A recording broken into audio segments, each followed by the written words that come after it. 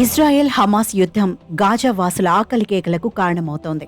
ఇజ్రాయెల్పై దాడిలో ఐక్యరాజ్య సమితి అనుబంధ సంస్థ UNRWA సిబ్బంది పాత్ర వెలుగులోకి వచ్చాక ఆ సంస్థ కూడా గాజా నుంచి పూర్తిగా వైతొలిగింది. ఇంతకాలం శరణార్థులకు అన్నపానీయాలను అందించిన UNRWA గాజాను వీడడంతో ఆకలి కేకలు పెరిగాయి. ముఖ్యంగా 22 లక్షల జనాభాలో 80% మంది దక్షిణ గాజాలోని రఫాలో తలదాచుకుంటుండగా ఆ ప్రాంతంలో ఆహార సమస్య తీవ్రమైంది.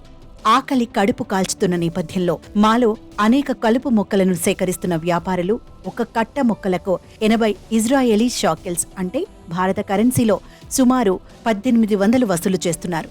సాధారణంగా ఈ మొక్కను నోటి ఎలర్జీ, గొంతు నొప్పి వంటి రుగ్మతలకు ఔషధంగా వాడతారు.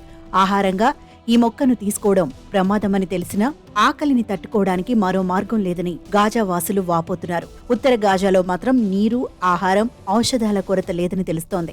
అయితే గాజాకు ఉత్తరాన వెస్ట్ బ్యాంక్లోని జబాలియా శిబిరంలోనూ ఆకలి కేకలు తీవ్రమయ్యాయి. దీంతో చనిపోయిన గుర్రాలను వండి పిల్లల కడుపు నింపాల్సొస్తోందని శరణార్థులు వాపోతున్నారు. కాగా రంజాన్లోపు కాల్పుల విరమణ జరిగేలా చర్యలు తీసుకుంటున్నట్లు ఈజిప్టు వర్గాలు వెల్లడించాయి. మరోవైపు అక్టోబర్ 7వ తేదీన తమపై మెరుపు దాడులు చేసినందుకు ప్రతీకారంగా హమాస్ ని సర్వనాశనం చేయాలని ఇజ్రాయెల్ కంకణం కట్టుకుంది. ఆ లక్ష్యంతోనే వైమానిక దాడులు, గ్రౌండ్ ఆపరేషన్స్ తో గాజాపై విరుచుకుపడుతోంది.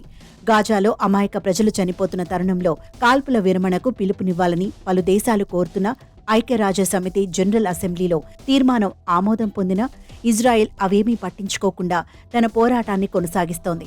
ఈ యుద్ధంలో ఇప్పటికే దాదాపు 30,000 మందికి పైగా ప్రాణాలు విడిచారు. వీరిలో ఎక్కువ మంది మహిళలు, చిన్నారులు ఉండటమే ఆందోళన కలిగించే విషయం. ఇక ఇప్పుడు ఆకలి కేకలు కూడా పెరుగుతుండటంతో ఇంకా ఎంతమంది ఈ భీకర యుద్ధానికి బలవుతారోనని అంతర్జాతీయ సమాజం ఆందోళన వ్యక్తం చేస్తుంది.